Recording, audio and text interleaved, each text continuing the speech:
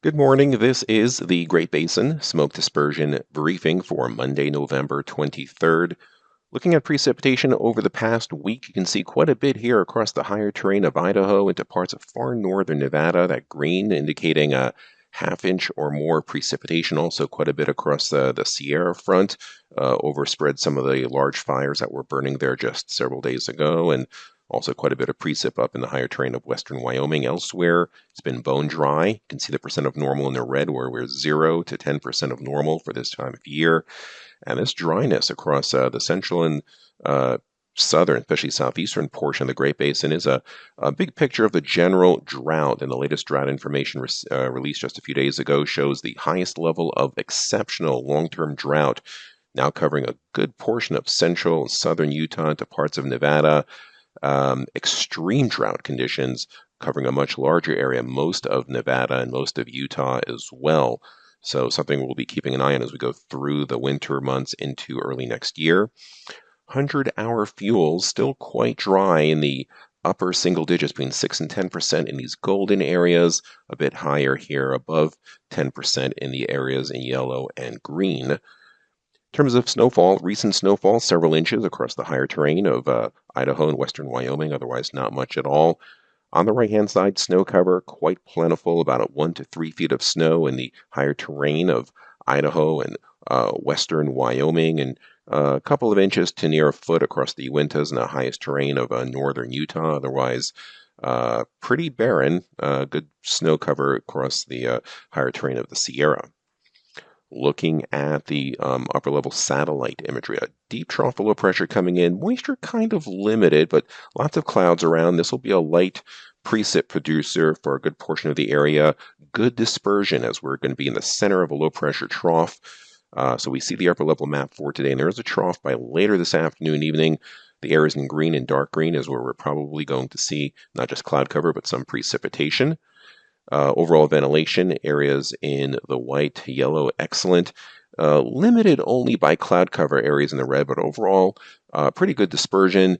Some limited transport winds across parts of Utah just because of the cloud cover. Otherwise, winds will be more of a northwesterly direction across parts of southern Idaho and most of Nevada, and more of a southwest direction ahead of the trough across southern Utah and the Arizona Strip, and quite breezy across the Arizona Strip. Vertical mixing, excellent overall. Now, the trough moves out pretty quickly. Get a ridge of high pressure briefly building in. It's going to decrease dispersion. You see the areas in red where the dispersion will be the worst, areas in the white where dispersion will be the best. Transport winds on the left, vertical mixing here on the right. You can pick out your location.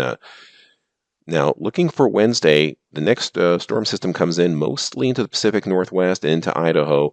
Again, drier conditions, but good winds across southern portions of the Great Basin. You see transport on the right-hand side. You can see the transport winds themselves picking up out of the west across Nevada and also across parts of the higher terrain of northern Utah and much of Idaho. Vertical mixing, excellent. Several thousand feet, areas in the yellow to orange, no real areas of stagnation. The Utah Clearing Index for Monday, Tuesday, Wednesday.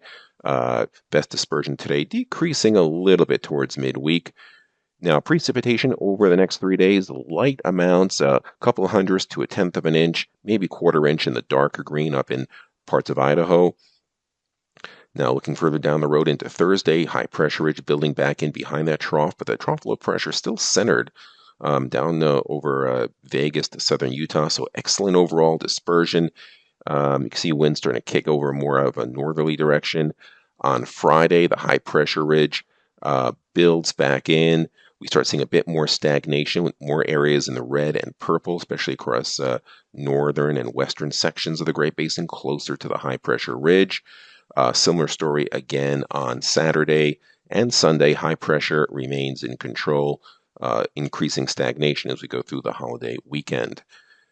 Precipitation, once we get to days 4 and 5, this will be Thursday night through Saturday night, not much at all. And the 8 to 14-day outlook showing not much storminess, a drier than normal pattern, warmer than normal conditions. So the drought conditions for the southern half of the Great Basin will continue.